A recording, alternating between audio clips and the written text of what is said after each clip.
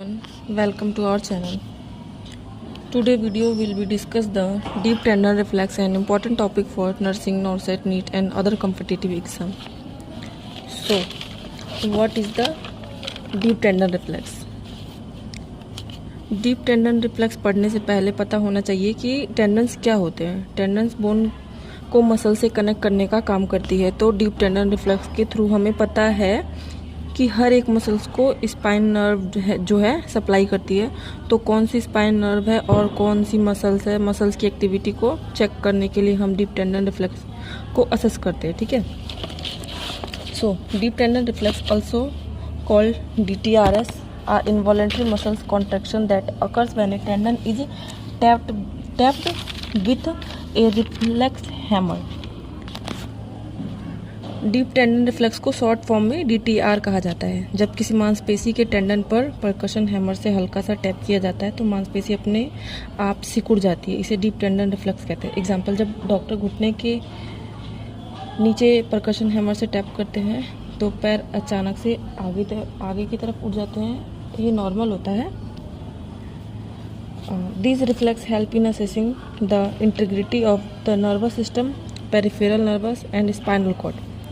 ये रिफ्लेक्स हमें यह जानने में मदद करते हैं कि हमारा नर्वस सिस्टम, पेरिफेरल और स्पाइनल कॉर्ड सही तरीके से काम कर रहा है या नहीं।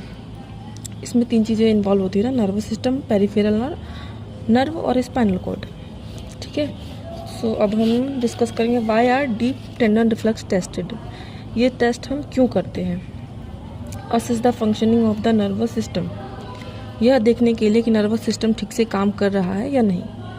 Evaluate the integrity of peripheral nerve, यह जांचने के लिए कि शरीर की नसें सही सलामत है या नहीं, उनमें कोई दिक्कत तो नहीं है। Check the spinal cord segment, spinal cord के कौन कौन से भाग सही काम कर रहे हैं यह पता लगाने के लिए। Detect neurological disorder, nervous system से संबंधित बीमारियों का पता लगाने के लिए। अब deep tendon reflexes can be elicited at the following sites. Deep tendon reflexes हम 5 जगह से ले सकते हैं। ठीक है। पहला आता है हमारा नी जर्क रिफ्लेक्स। इसमें हम देखेंगे कौन कौन से स्पाइनल नर्व इसे सप्लाई करती है, जिनसे हम इन चीज़ों को असेस कर सकते हैं। ये पहले भी कॉम्पिटिटिव एग्ज़ाम में पूछा जा चुका है। तो ये हम 5 जगह से ले सकते हैं। पहला तो मैंने बताया आपको नी जर्क रिफ्लेक्स। इसका अदर नेम है पटेलर रिफ्लेक्स। इसको जो स्पाइनल नर्व सप्लाई करती है L3 L4 और नर्व फीमोरल नर्व। ठीक है। दूसरा हम लेते हैं एंकल जर्क रिफ्लेक्स। इसका सेकंड नेम है एक्विलेक्स रिफ्लेक्स। इसको जो स्पाइन सप्लाई करती है S1 और S2, इसमें नर्व सप्लाई करती है टिबियल नर्व। थर्ड आता है हमारा बाइसेप्स रिफ्लेक्स। इसमें हमारी C5 और C6 नर्व सप्लाई करती है और इसमें जो नर्व सप्लाई करती है वो है मस्क्यूलोक्यूटेनियस। मस्क्यूलोक्यूटेनियस नर्व हमारी आर्म पे होती है। ठीक है। चौथा है हमारा ट्राइसेप्स रिफ्लेक्स। इसमें हमारा स्पाइनल नर्व सप्लाई करता है C7 और C8 और ये रेडियल नर्व के थ्रू करता है। पांचवा हमारा आता है सुपिनेटर रिफ्लेक्स। इसका अदर नेम है ब्रेकियो रेडियल्स। इसमें जो स्पाइनल नर्व सप्लाई करती है वो C5 और C6 है। इसको रेडियल नर्व ही वो करती है सप्लाई। अब हम देखते हैं इसका स्कोर असेसमेंट। इसमें आता है 0। पहला 0 में हमारा एब्सेंट होता है, कोई रिफ्लेक्स नहीं होता है। और हम देते हैं फिर 1 डिमिनिस्ड मतलब होता है कम रिफ्लेक्स। फिर हम देते हैं 2 एक्सपेक्टेड नॉर्मल, ये नॉर्मल होता है। अगर कोई पूछे कि डीप टेंडन रिफ्लेक्स में नॉर्मल स्कोरिंग क्या होती है तो नॉर्मल स्कोरिंग 2 ही होती है। ये कॉम्पिटिटिव एग्जाम में भी पूछा जा सकता है। थर्ड और 3 नंबर देते हैं हाइपर फ्लेक्सिव। ये नॉर्मल होता है मतलब इसमें थोड़ा बहुत ऐसा लगता है कि हाँ रोग संबंधित है।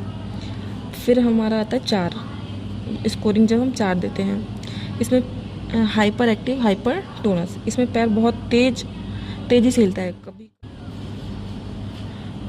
अब हम देखते हैं how to reflex. Doctor patellar tendon tap to reflex hammer. और tendon stretch.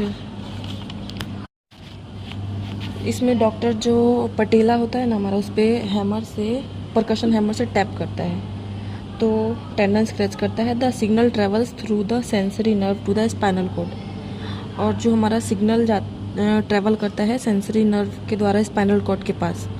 From the spinal cord the signal returns to the muscles through the motor nerve. फिर वही सिग्नल रिटर्न आता है मोटार नर्व के थ्रू मसल्स में। फिर ये क्या करता है, quadriceps muscle contract and leg moves forward. और इसमें जो मसल्स है कॉन्ट्रैक्ट करती है और पैर आगे की तरफ मूव करता है, तो ये नॉर्मल होता है।